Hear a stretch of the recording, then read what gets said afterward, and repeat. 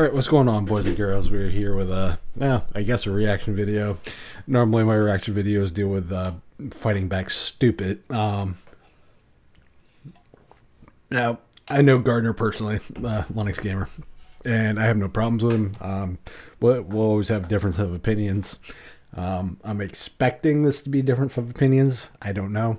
I can't promise ranting and raving and yelling and screaming, but I can promise a reaction nonetheless. That's the best I can do.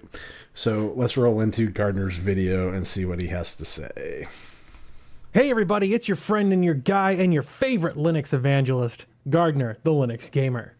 Oh my god, have you heard about this news? Have you heard about Epic versus Steam and the war that's on right now between two giants of the video game industry? I sure have. I've been listening to this, and I have a few thoughts, and I wanted to just kind of go over them with you. The first thought is, damn, Epic, that was mean. Wait a minute, I'm going to do my best Steam impression right now. Oh, that wasn't fair, guys. That's my best Steam impression. Man, they were pouty, weren't they? So Epic has been taking swipes at Steam, right? You know, this last week they did something that a lot of people aren't super happy with. Epic paid 4A Games, the creators of the Metro franchise, to make Metro Exodus exclusive to the Epic Store. That's at least until February 14th, 2020, which is kind of bananas that that's only about a year away.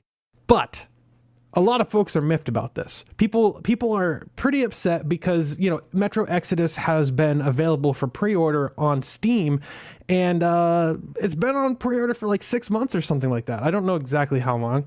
I tried looking it up. I couldn't find an answer. But I think a lot of the people that are upset about this are kind of missing the bigger picture, right? The reason that game developers are so willing to go to another platform is not just because Epic's offering money. That's where we're going to disagree, because at the end of the day, developers are their drive. You can call it, you know, they want to create art and all this other stuff. End of the day, they are out to make money. It's a business. They're a for-profit enterprise. I'm totally cool with that. What I take issue with is not so much these guys deciding to go exclusive to Epic Store. What I take issue with specifically is the timing of the announcement being 2 weeks before the launch of the game, yet it was still available on Steam. That is just some shady bullshit on either Epic's part or on 4A and the I believe it's THQ Nordic that has those rights to Metro, like the publisher. That's on them for doing some shady shit. You don't post. That's like that's like going and expecting to get a game from, say, Walmart or GameStop or one of these companies, and they're like, "Oh, we're not selling it no more." Like 2 weeks before. And you expect them not to be a little pissed? Like, I think it's a little justified because it's been available for fucking 6 months. So I think I'm going to say you're wrong here, in my opinion. My rebuttal opinion is that I think you're wrong. I think people have a valid complaint around the shady bullshit that went on with the announcement and how it was done and all the other stuff. The lack of transparency. You know, we're open source people. We're free loving, you know, hippies or whatever you want to, you know, tech people want to call us. So transparency is kind of a good thing. No, the whole Valve response, oh, that's unfair. Again, it plays into the, like, I'm not sad for Valve. Like, they make freaking billions of dollars. I'm sad for the Steam users who pre-ordered the game on Steam. And now I'll give the developers credit that they're still honoring those, but I think it's a bit shit to treat your customers like, oh, you can pre-order it, never mind, 2 weeks before launch. That's bad. That's just bad business and a little shady. But let's roll into what else you have to say. It's because something has been wrong with Steam for a while now. I've felt it. I'm sure you've felt it. I mean, when was the last time you bought a game on Steam? You know, I buy most of my games on GOG and sometimes on Humble. I almost never buy a game directly through Steam. Now, I'm not attempting to be an ass when I ask this, but how many games have you actually bought that you haven't reviewed or begun review codes for? I'm not saying you don't buy games. I'm just simply asking. It's a legitimate question. So, as far as the last time I bought a game on Steam, last week. As an adult, I just have other places my money needs to go. So it's not about how often you buy games. It's about, do you have the money to buy games? And that applies to any store. Doesn't matter if it's a PlayStation, the Switch, or an Xbox One, or PC, various storefronts. It's more about, do you have the finances to buy shit? So it's not about how often you buy it or the last time you remember buying it. For a lot of people, it boils down to money. Anymore. There's something wrong with that. I used to buy games 3 times a week on Steam. And now it's like, meh. I remember when Valve was the vanguard of... I used to buy games every day on Steam for a long time. I maybe once or twice a month now. It's depending on the person. It depends on the person's finances. It depends. That's kind of a moot argument how much you buy something. I don't buy a lot of stuff I used to because my financial situations require my money to go elsewhere. Would I like to buy more games more often? Fuck yeah. But at the end of the day, we have this weird thing called being an adult on the same note, which kind of sucks. But we have to do what we have to do in order to be able to enjoy the few things that we do like. So that means sometimes we don't stick into the hobbies as much as we used to, or buy as much as we used to for those hobbies. I mean, shit, like the game collection back here, I don't buy for nearly as much as I would like to. A lot of that's money, though. So I think that's kind of a moot point about how much you buy. PC gaming. If you believed the memes, Gaben was the chosen one. And now it just seems like Valve doesn't care at all. How do you... okay. If we're going back, if Gaben was the chosen one, we'll take that bit of argument. I never viewed Gabe or Steam or Valve as the chosen one. I viewed them as the best alternative to a crappy situation that OEMs, well, not so much OEMs, that PC gamers would put it into. For a long time, we dealt with crappy DRM, Star Force, Dwayvu,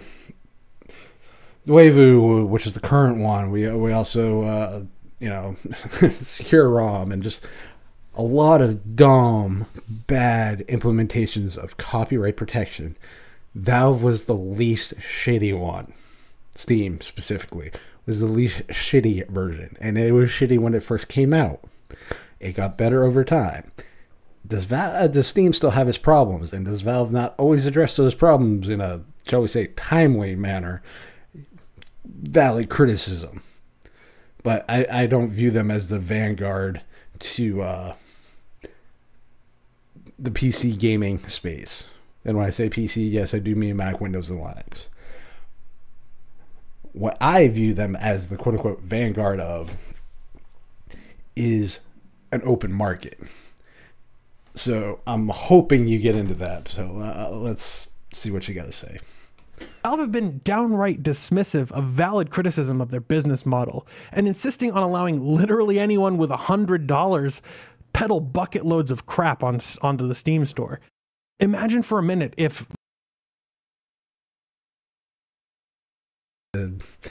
I'll let you continue. I do have a point to make there too. Valve were a real-life store.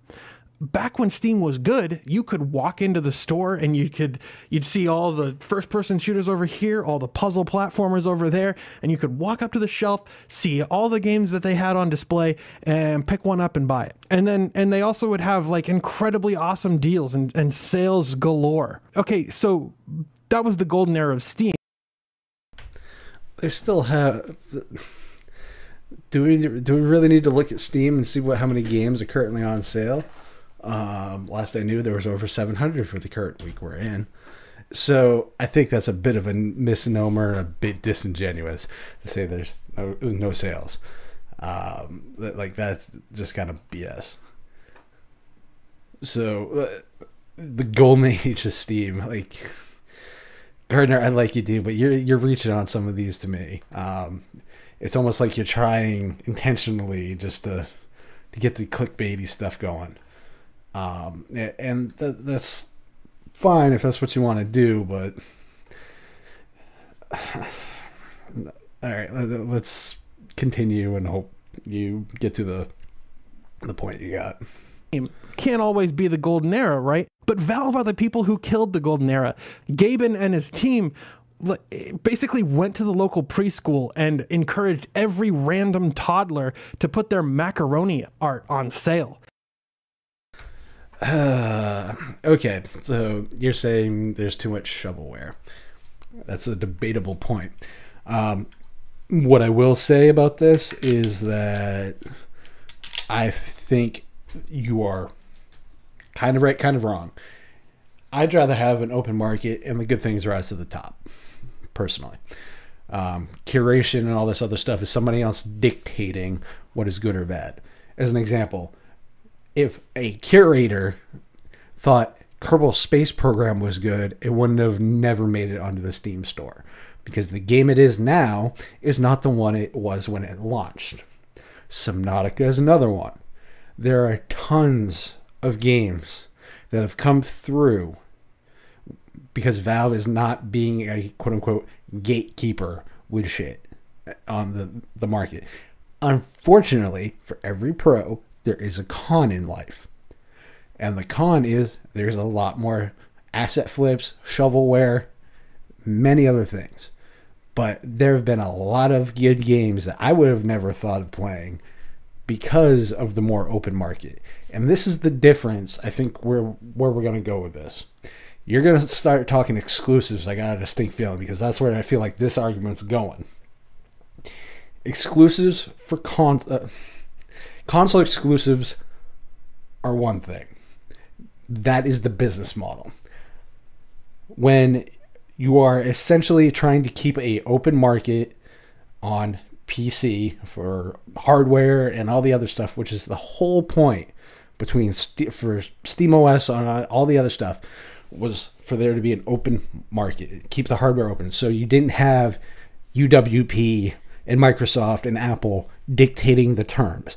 Now, these other stores, fronts, and stuff launching, I'm perfectly okay with. I think exclusives are fucking dumb and bad for the consumer all around, even on consoles, because it limits the experiences people are offered. So let's go where you're going with this. Yeah. And Valve proudly put the macaroni art on the shelf right next to all the AAA and the quality indie titles that Valve was selling at the time. Do note that those quality indie titles would have never been given a chance if it wasn't a more open platform. They wouldn't have stood a chance getting published on a console. They wouldn't have stood a chance with the AAA fucking publisher like EA or Ubisoft or Activision, because the indie guys, the smaller studios, are the only ones pushing the boundaries. You wouldn't have had your Owlboys. You wouldn't have had various other games like Torment, Tides of Numenera. You wouldn't have had these other kind of games without that open platform that you're saying people are displaying their macaroni art on. Because believe it or not, sometimes art is art, and whether or not you see it is totally irrelevant, because art is subjective despite any criticisms, there are plenty of bad games that I've played that I find enjoyment out of. So this is coming across totally subjective and as an opinion, which totally fine with. But it's also coming across as one-sided and not really looking at this is what it is, this is what it isn't, kind of thing. And they were proud to do it. They were like, look at us. We are making video game sales more accessible. But imagine how you would feel if you were like the guy, you know, one of the guys that worked at one of these companies that was making a worthwhile game, and you walked into the store after Valve put all this macaroni art on the wall, and you could only find your game after digging through loads of rubbish. It wasn't easy for you to find your game on the storefront that's supposed to be selling your game. Now, here's a valid criticism, is the discoverability. Totally agree with that. Part of the thing is, if there are other storefronts, offer them to other stores as well. You know, you're the Linux gamer. We should love cross-platform shit. Cast is the widest net for users, right? So why can we not have that when it comes to games? Pick your fucking storefront. Who cares? You know, Uplay, Origin, Epic, Steam, GOG, Galaxy, whatever you want. Is it annoying for these developers to have to package and maintain and deal with all these other storefronts? Yeah, but on the same note, it's a pro and con kind of situation. You're gonna deal with a pro and con every time. Console, pro, con. PC, Linux, Steam, Uplay, Origin, etc., pro, con. It's how much does the pro outweigh the con. So how can you be sure that your customers are finding that game? You can't. That's exactly what's going on right now. Again, to the discoverability point, yes, that is one area Valve should be doing a crap ton better with than they are. Totally agree with that. Valve have accumulated so much trash, and keep in mind that this is garbage anyone with $100 can sell on Steam. Again, that is your opinion. Totally welcome to it. There are plenty of people who would disagree. The problem is not the low barrier to entry. As a Linux user, you should be welcome to the democratization of stuff like this. The lowest barrier to entry. But instead you're ragging on it, which I find kind of oxymoronic and more ironic than oxymoronic, but either way, you get the point. You know, we talk about freedom and software and all this other stuff. And when the barrier to entry is low, it's good when it comes to software. So why is it any different than this? You know how much shovelware and bullshitware there are on other platforms? Not to mention that there's plenty of crap garbage that is in Linux distribution repos too. So it's not just a Valve problem. It's a software everywhere fucking problem. For every good program, there's 10 bad ones. So that to me is a moot point. It's the discoverability of good stuff that needs to be fixed by Valve. You are correct there. I will not dispute that. And people who spend years of their life making these games that are quality and worth your attention, they can't get their game found on Steam. Why have Valve allowed these preschoolers to muddy up the waters with this macaroni art, which I just find to be like the funniest idea in the world? There are two reasons. I'll tell you what they are. The first reason is that Valve takes a 30% cut of any sale made through Steam. Whoa. You make the point earlier in this video saying that Metro Exodus didn't go to the Epic store for money. Then you go, in this particular point, you talk about Valve taking a 30% cut of games. You can't have, it's not about money on one, and it's about money on the other. Metro Exodus went to Epic because the cut is less. Valve takes 30% because that's their cut. Developer is for money. Valve is a platform holder. It's about money. End of the day, they're businesses. You can't do the argument of the, oh, poor developer. It's a business decision. Now, again, Valve needs to fix the discoverability of games on their platform. Never going to deny that. What I will argue with, though, is what you're talking about. To me, that's kind of, I'm just going to call it hypocritical. You're saying, oh, it's not about money on one, but then you make the point that it's about money on the other. Come on, bud. Like that's not a valid argument. The second reason is that Valve doesn't care. They don't care whether the game is a masterpiece or a piece of shit. They really don't care. It doesn't matter. Because to them, while it is their platform, they also want the lower barrier to entry. And I'm okay with that. Life is about shoveling through shit to find good stuff. Should Amazon be finding every bad piece of tech that is on their site?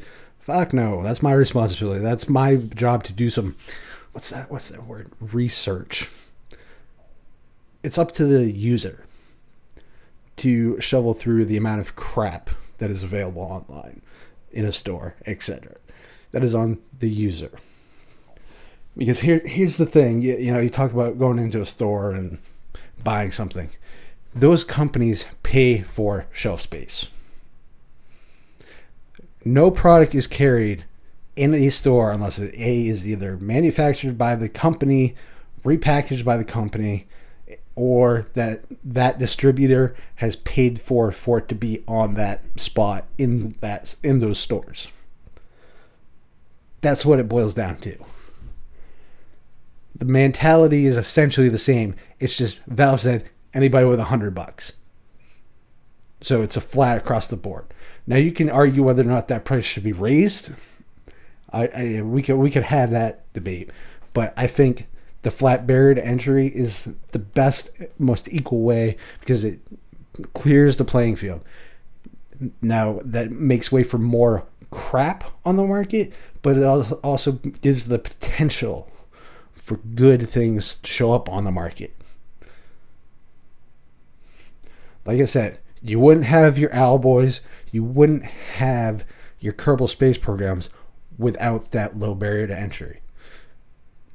Yes, for every one of those, there's 10 to 100 garbage ones, asset flips, etc.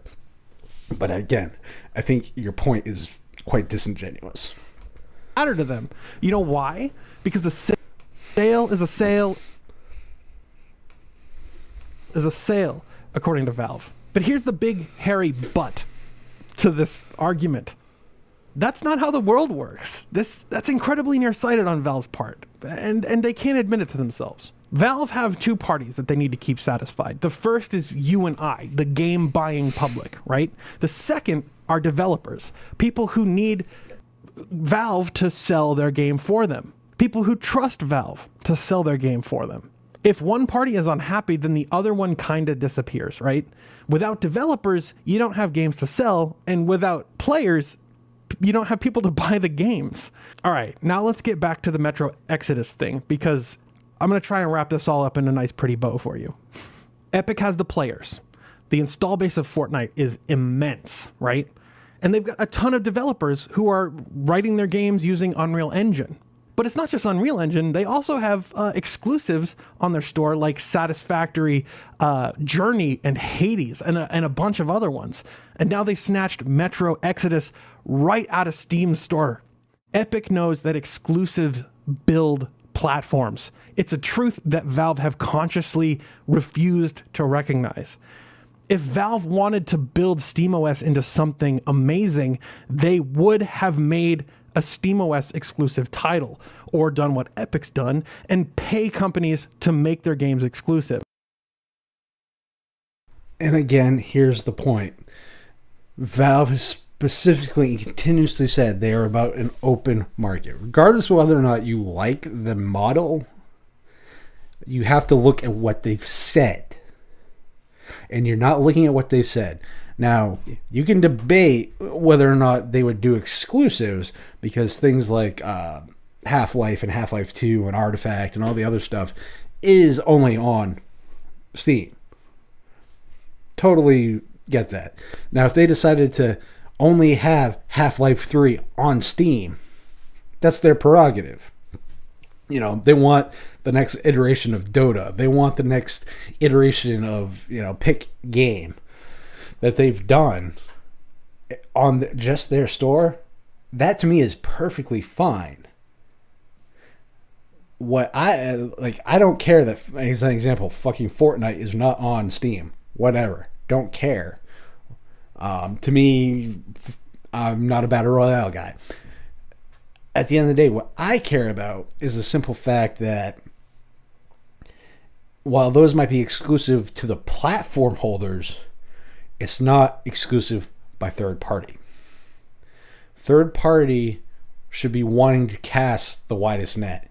And paying for exclusives, to me, is no better than the bitching and moaning that console gamers do when, when Rise of the Tomb Raider was specifically on Xbox for a year. Xbox paid for that. So they are withholding a great experience from a bunch of players that have already invested a bunch of time and money into their franchise or whatnot, and they're basically bitch slapping those people. Because why? This company decided to pay us X amount millions to be over here for a while. Now, you can look at it as a business decision, and if you want to say it's a business decision, that's perfectly fine. That's your business decision. But accept any consequences that go with that decision. To me, what you're trying to do is pass off any consequences or any legitimate complaint as just, Valve and, people being whiny. That's not the case. There's actual legitimate concerns and points that people are making. Valve can do things better. I don't care if the platform holders want to put their games specifically and only available on their platform. What I have a problem with is third party doing that. But Valve is so far up their own ideological ass that they can't make or won't make decisions. I will find the irony that you're talking about people having their head shoved up their ideological ass. Linux gamer. How many Linux users have their head shoved up their ideological ass? I can think of a few that you know. Just saying. That benefit themselves. And that's a quality that Epic doesn't seem to share. Epic is going to eat Valve's lunch. This is my hypothesis, and here's why. Valve's ideologically decentralized corporate structure is counterproductive to Steam in the post-Steam era, which is the era that we live in now. I just coined that, the post-Steam era. Hope you're in the post-PC era, too. Oh, wait, you're on a desktop. No, you're not.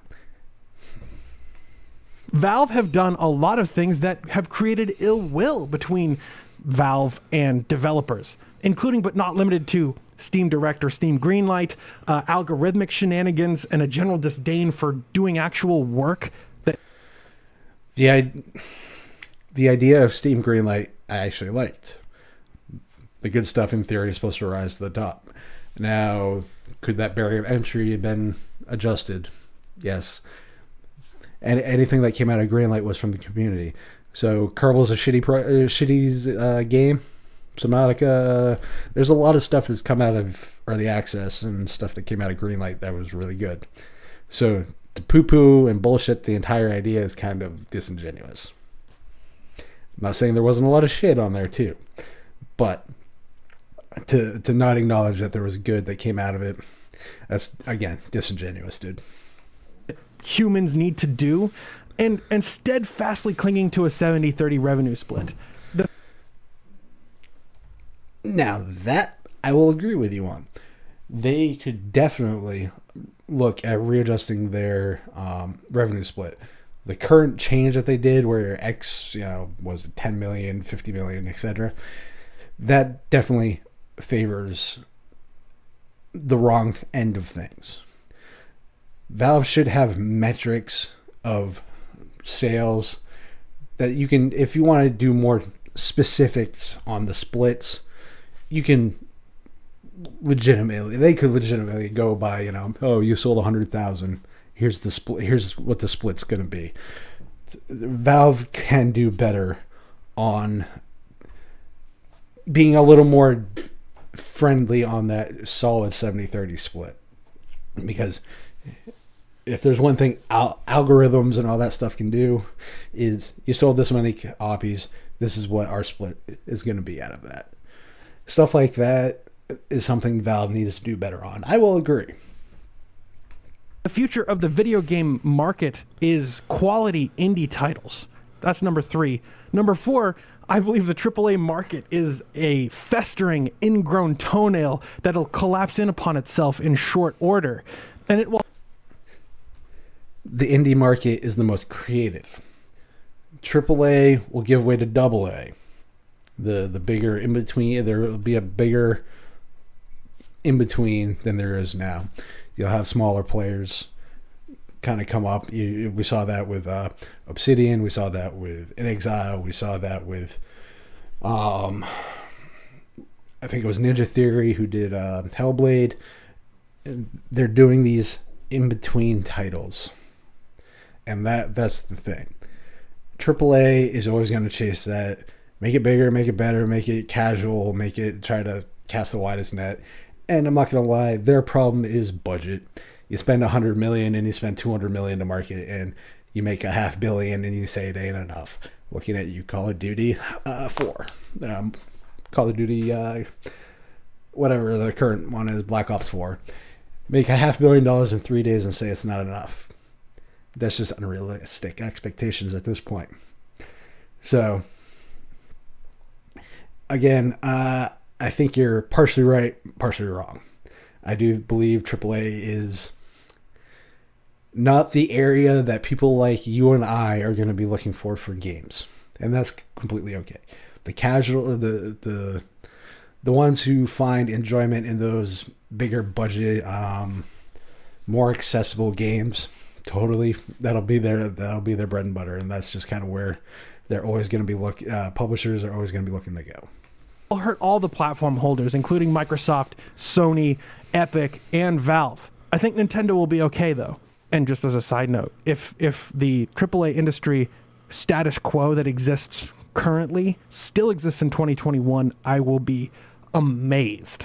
And number 5, Epic isn't opposed to doing business when Valve seems to be. They are signing deals for exclusive titles and doing things that benefit themselves as a platform holder. Now, I think all of these reasons are why Valve is going to just get their ass kicked by Epic, at least at first. And I think Valve can make changes and really needs to make changes in order for them to be able to survive. Okay. Here's a few things. I'm not going to sit here and say Valve hasn't looked to do things. We have better stuff on Linux because of Valve. I'm not. They're putting their.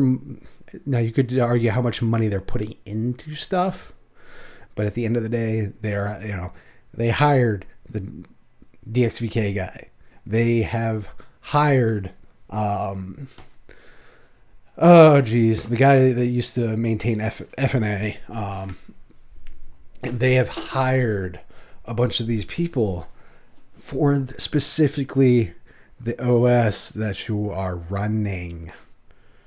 Mesa is better. NVIDIA drivers are a shit ton better. AMD drivers are worlds better than when they were ATI drivers. At the end of the day, it is disingenuous of you to say that they are not doing stuff. on the storefront, they could be doing more. A algorithmic adjustment on the revenue split. Go by copies sold and determine your split there.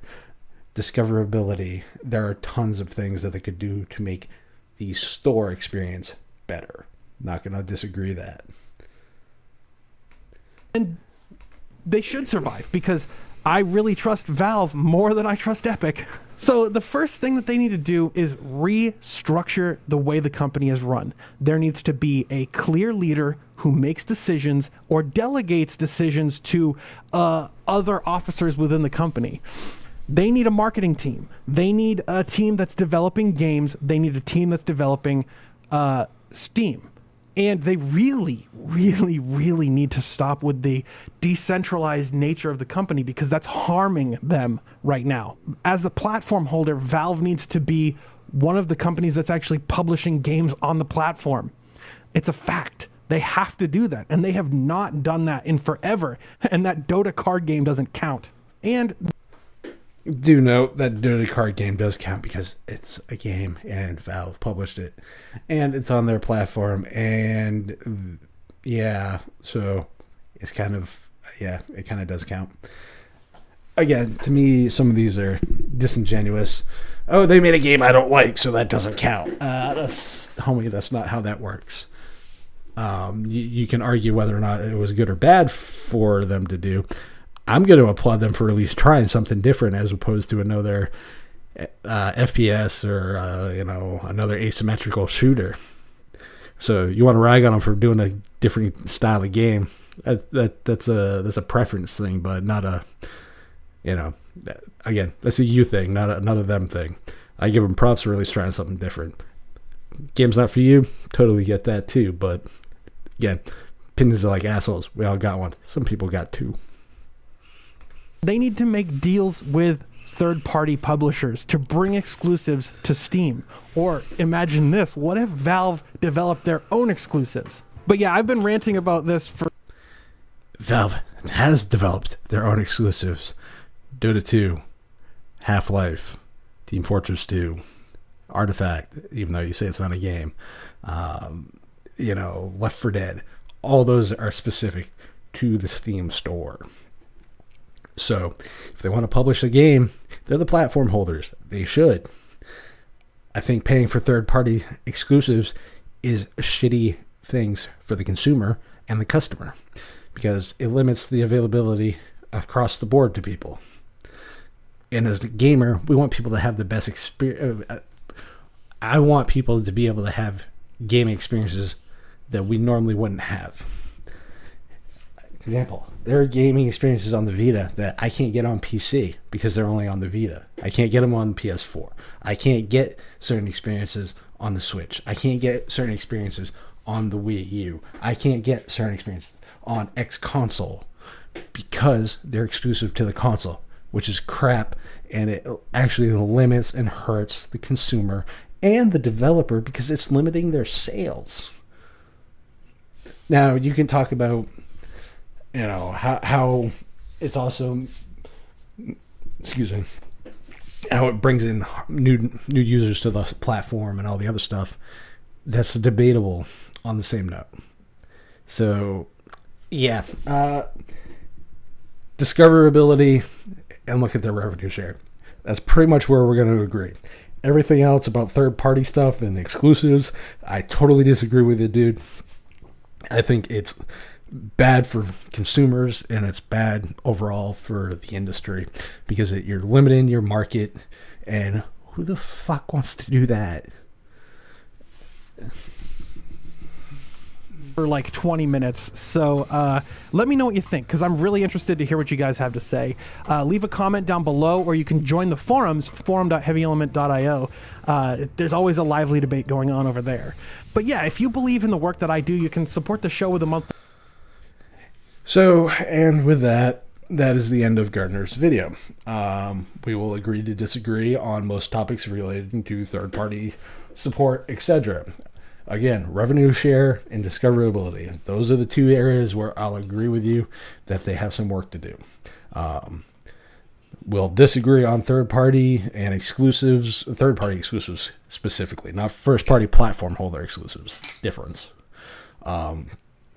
Because to me, that's hurting the consumer, and that in really by limiting your platforms, you're going to end up hurting yourself, and as a developer, and that is the one thing you don't want to do. So we got 2 points that we agree on, a couple that we really don't, but keep making your content, keep having an opinion. I always value people who have difference of opinion, but on this one, I will agree to disagree. So at the end of the day, you guys know what to do. Rate it, subscribe. Peace.